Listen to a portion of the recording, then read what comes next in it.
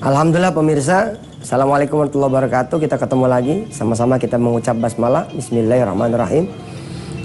Pembahasan tentang suara Quran sudah saya cukupkan. Kemarin pembahasan cukup sampai di tadabbur Quran. Selanjutnya saya berharap sekali bahwa acara di GBK ya,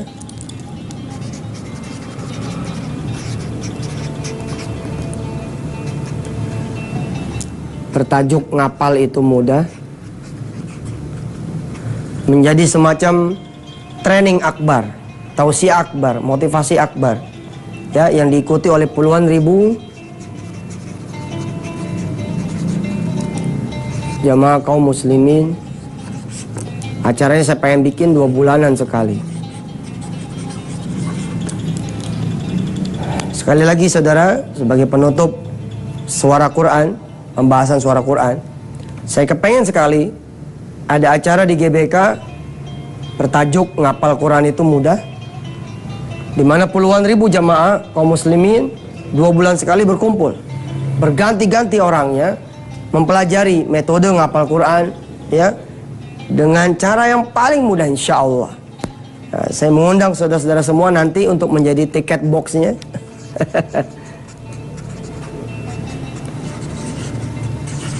Donatur acaranya,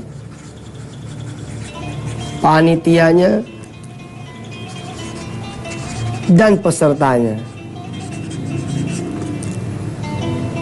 Jadi saya ngebayangin tiap 2 bulan sekali puluhan ribu orang yang pengen ngapal Quran datang gitu ke GBK, memenuhi GBK dan kemudian belajar bersama. Nggak tanggung-tanggung lah, sekali ngangkat, sekali belajar puluhan ribu orang gitu. Belajar metode ya, yang saya sebut dengan metode O2. Acara ini nanti akan diramaikan dengan Fatih Seferaji, imam-imam Haramain Syarifain, Imam Sudais, Imam Syuraim, imam selain Imam Al-Ghamidi yang kemarin. Kita mengundang Imam Mahir Al-Maikli. Kita juga mengundang seorang syekh, seorang imam dari Kuwait ya, yang suaranya sangat terkenal di Indonesia, yakni Imam atau Syekh Misyari. Insya Allah. Nah, tinggal tunggu tanggal mainnya dah. Saya undang saudara nanti untuk beli tiket boxnya, untuk menjadi tiket boxnya, menjadi donatur acaranya, menjadi kemudian panitianya, atau menjadi pesertanya saja, insya Allah. Per hari ini kita akan berbicara, berganti topik sudah. Topiknya yang hari ini adalah tentang sedekah. Hari-hari berikutnya juga belajar insya Allah tentang sedekah. Mudah-mudahan saudara tidak bosan, walaupun sudah mengetahui tentang sedekah, termotivasi kembali tentang sedekah, dan bertambah-tambah kemudian kecintaannya akan sedekah. Pengertian sedekah yang paling umum dan dasar adalah kullu ma'rufin atau kullu khairin sedekatun. Setiap yang baik-baik, kullu ma'rufin,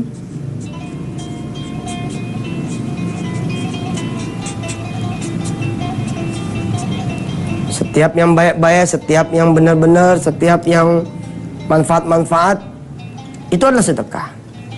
Jadi nggak cuma bicara tentang duit, tapi juga bicara semua yang baik-baik, itulah sedekah. Sampai kita minggirin paku dari jalanan, membersihkan sampah, tersenyum, mempersilahkan orang masuk, menatap orang sambil tersenyum, menyapa orang, semua dihitung nggak sedekah. Pokoknya semua perbuatan baik sedekah. Tapi memang sedekah juga identik memang dengan sedekah harta. Kita pun mengenal orang-orang yang kemudian bersedekah lebih daripada kita, yakni sedekah jiwanya, raganya, nyawanya fi sabilillah, berperang betul-betul di jalan Allah. Tidak seperti kita, kadang-kadang sedekah waktu saja kita nggak mau sama Allah. Kalau kita mengadahkan tangan ke langit, pengennya cepat, pengennya buru-buru, pengennya dalam waktu singkat. Tapi giliran Allah meminta waktu kita, bangun malam kita nggak bangun. Sholat duha di pagi hari kita tidak sholat duha. Sholat tepat waktu, kita tidak sholat tepat waktu. Bila Allah yang meminta sedekah waktu dari kita untuk baca Quran, kita tidak baca Quran. Ada juga orang yang bersedekah kemudian tenaganya.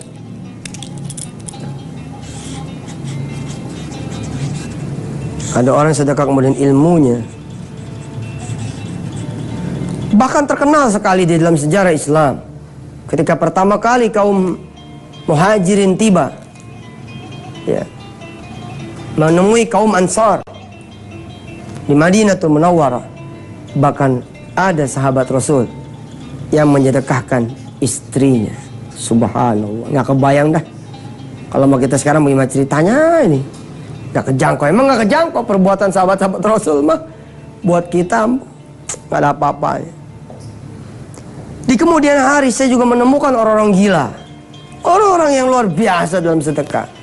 Ada orang yang menyedekahkan warung lontongnya, isi-isinya, yang kemudian akhirnya dia tutup. Ya nanti kita coba bahas satu demi satu, pelan demi pelan. Bener nggak sih sedekah model kayak begini? Dia sedekah warung kelontongnya sama isi-isinya gitu loh, sampai kemudian dia nggak bisa lagi jualan. Bener tidak? Dan kalaupun benar, kapan peristiwa ini dibenarkan? Kapan peristiwa ini dibolehkan? Dan seberapa besar impactnya sedekah untuk kehidupan kita, untuk kesulitan kita, hajat kita, masalah kita? Dan kapan dia bekerja? Apakah sedekah akan ketemu semua fadilahnya? Begitu saja. Ketika orang bersedekah, deng, terus numbuh, deng, terus kembali, deng, terus dibayar, deng, terus dibayar, Allah diganti berlipat-lipat. Apakah betul seperti itu? Atau ada proses yang mendahulunya? Ada proses yang kemudian menyertainya? Atau ada proses yang kemudian menyusulnya? Kita akan insya Allah, dengan izin Allah, bahas satu demi satu, pelan demi pelan, bab sedekah ini. Mudah-mudahan berguna.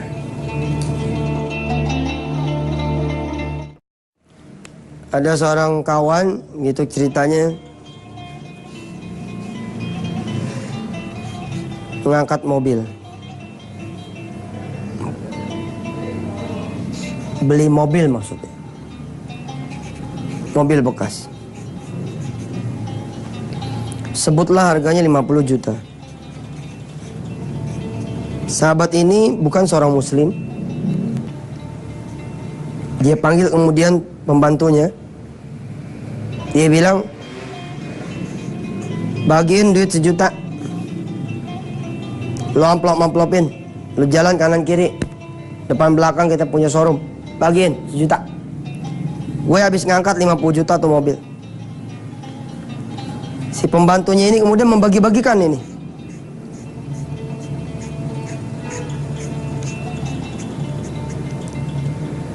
Hingga kemudian bertanyalah teman dekatnya,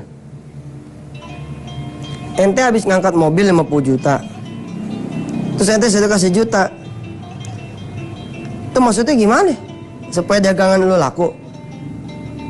Apa jawaban si sahabat yang bukan muslim ini? Keuntungan yang kita dapat bukan dari barang yang kita angkat. Cakep. Saya tulis ya. Kalimatnya begini kurang lebih. Keuntungan yang kita dapat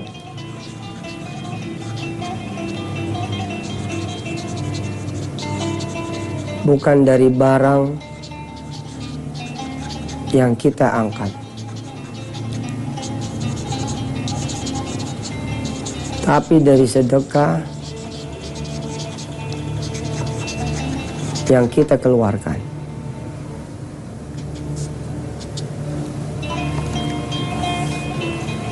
Inilah pelajaran pertama yang bisa saya ajarkan kepada diri saya dan saudara-saudara semua di pertemuan kesekian kalinya tentang sedekah. Keuntungan yang kita dapat bukan dari barang yang kita angkat, tapi dari sedekah yang kita keluarkan.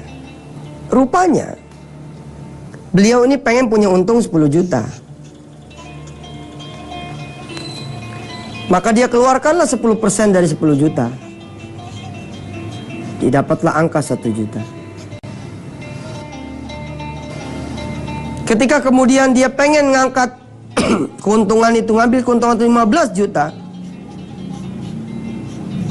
tetap dia kalikan 10%, dia sedekahkan 1,5 juta rupiah. Saya menutup dulu ruang saudara yang kontra. Saya menutup dulu ruang saudara yang kemudian tidak senang, yang tidak setuju dengan pola pikiran yang seperti ini. Sedekah kok seperti mengharap imbal, sedekah kok seperti mengharap hasil. Karena nyatanya Allah sendiri memang menjanjikan hasil itu. Falahu asyru amsalihah. Siapa orang yang bersedekah, maka dia dapat 10 kali lipat dari apa yang dia kemudian keluarkan. Tapi logika ini hebat sekali. Jadi nggak ngaruh nih masalah mobil yang dia angkat berapa judulnya, nggak ngaruh. Karena orang ini meyakini keuntungan itu bukan dari mobil yang diangkatnya, lalu punya selisih mau dijual berapa, bukan, tapi dari sedekah yang dikeluarkannya. Hebat sekali. Kita belum tentu bisa begini. Inilah juga yang disebut dengan sedekah di depan.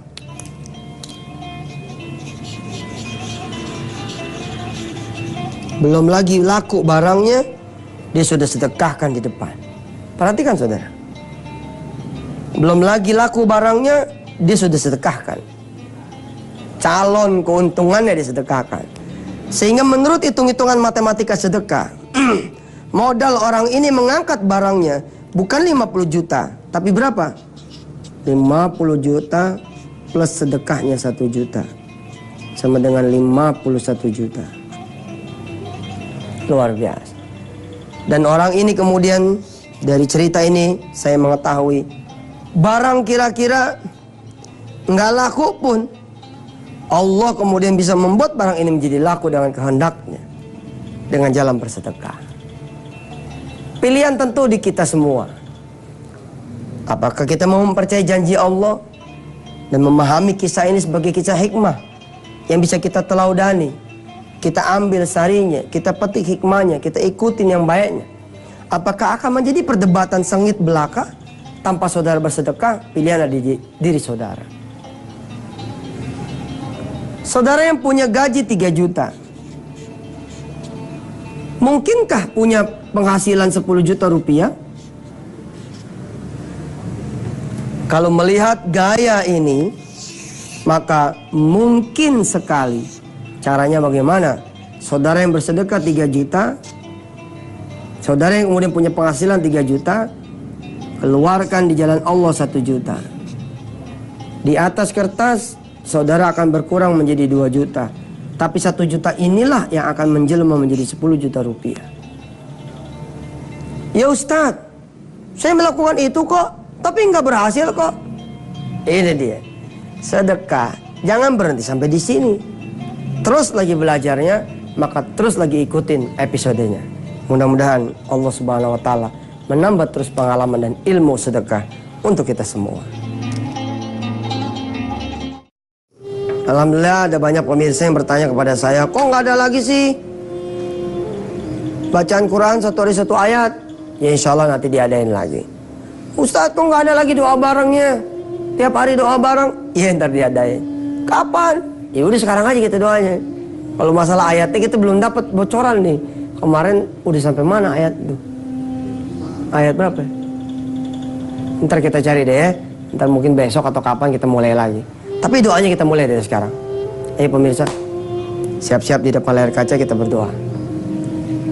Yang pertama kita baca suratul Fatihah untuk semua dosa kita. Di antara kita tentu ada banyak yang memiliki dosa. Ada yang pernah menyekutukan Allah. Dia percaya sama orang pintar, percaya sama ramal-meramal, percaya sama dukun, percaya sama pertolongan orang lain, takut sama ancaman orang lain. Nah itu udah syirik. Bener loh, kita takut sama orang lain tuh syirik. Tunggu matiin loh, terus kita takut itu terjadi beneran nih gue dimatiin sama dia. Nggak ada yang bisa matiin kecuali Allah. Atau dia percaya, ntar pokoknya saya tolong dah. Terus kita jadi bergembira sangat, lalu melupakan pertolongan Allah. Seakan-akan kita udah aman nih dengan pertolongan dia. Nah ini juga masalah buat kita. Al-Fatihah yang pertama pemirsa, kita baca agar kita punya dosa diampuni Allah. Di antara kita pernah berbuat syirik. Barangkali pernah durhaka sama orang tuanya. Sampai sekarang nggak ngomong, nggak negor, nggak saling sapa. Sampai ada yang keburu meninggal orang tuanya. Ada di antara kita semua barangkali yang pernah meninggalkan sholat dengan sengaja. Pulang udah kemalaman, ngantuk, nggak kuat kita berdiri, kita tidur. Terus kita bilang dalam hati, capek gue lah, tidur. Nyata hilang tuh sholat isya. Nah kita minta ampun nih, kita minta ampun pagi ini. Hari ini kita minta ampun. Atau memang karena kita bilang, insya Allah nanti bangun, tapi ternyata tetap nggak bangun. Isyanya tetap bablas. Alhamdulillah subuhnya pun jam 8 pagi, mantap dah udah. Lalu kita baca doa dengan suratul Fatihah. Mudah-mudahan dosa-dosa kita diampuni Allah SWT. Barangkali ada yang diantara kita pernah berzina. Mata dipakai ngeliatin porno terus. Web porno, CD porno, internet porno. Innalillahi wa inna ilaihi raji'un. Kita berdoa pemirsa dan membaca suratul Fatihah yang pertama ini agar Allah ampuni dosa kita. Ada yang pernah mengaliri darahnya dan darah anak turunannya, darah istrinya, menjadikan daging di dalam tubuhnya dan dalam tubuh anak-anaknya, dalam tubuh istrinya, dalam tubuh orang tuanya. Daging yang berasal dari rezeki yang haram. Kita minta doa agar Allah bersihin, tapi dengan cara yang santun, yang baik, yang tidak membuat kita menjadi sakit. Insya Allah mudah-mudahan Allah Subhanahu Wa Taala ridho sama kita semua. Di antara kita yang pernah makan rezeki haram, Allah hapusin. Allah beri kekuatan mereka yang makan duit haram, balikin. Apa yang bukan menjadi haknya. Yang nggak ngerti caranya gimana, ntar ketahuan, kalau dibalikin biar Allah lah nanti yang balikin. Jangan tetap tidak membuat dia menjadi sakit, susah. Insya Allah yang ampunan Allah bikin kita jadi senang. Qad aflaha man zakkaha, qad aflaha man tazakka. Insya Allah beruntung orang mensucikan diri. Al-Fatihah yang pertama kita minta pada Allah agar dosa mulut, dosa mata, dosa telinga, dosa hati, dosa badan kita ini, dosa tangan, dosa kaki, diampunilah Allah Subhanahu Wa Taala. Amin ya Allah Rabbal Alamin. Kita minta ampun dengan Al-Fatihah yang berikut ini. Dosa orang-orang tua kita, dosa istri kita, dosa suaminya para ibu, dosa anak-anak turunan ibu bapak semua, saya dan kita semua yang akhir zaman, dosa saudara-saudara kanan kiri depan belakang kita, dosa semua orang di seluruh zaman, wa dzurriyyatahum wa ahlahum ila yaumiddin. Al-Fatihah. A'udzu billahi minasyaitonir rajim. Ar-Rahmanir Rahim. Ihdinas siratal mustaqim. Ghairil maghdubi 'alaihim waladdallin. Al-Fatihah yang kedua buat kesulitan kita, agar Allah angkat kesulitan kita.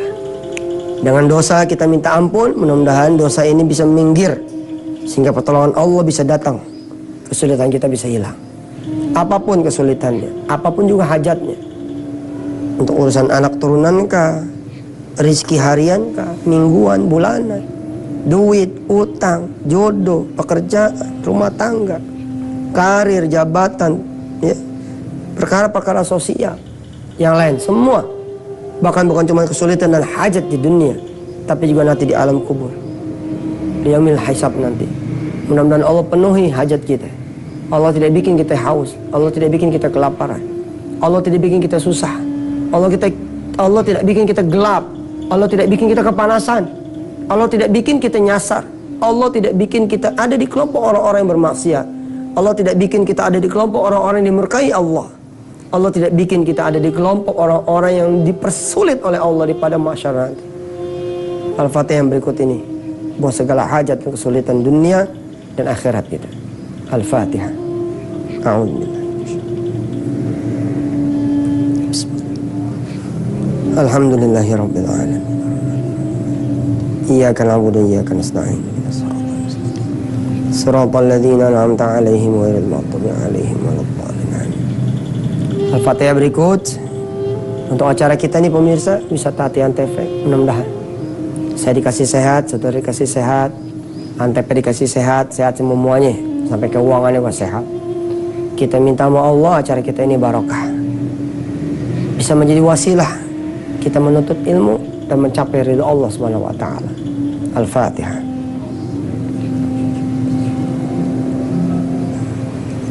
Iyyaka na'budu wa iyyaka nasta'in. Shiratal ladzina an'amta 'alaihim ghairil maghdubi 'alaihim waladdallin. Ighfir lana wa lana. Insyaallah ya, Setelah hari ini kita membahas tentang sedekah, pembahasan berikutnya insya Allah juga masih tentang sedekah, sampai nanti Allah menentukan lain. Saya Yusuf Mansur, wassalamualaikum warahmatullahi wabarakatuh.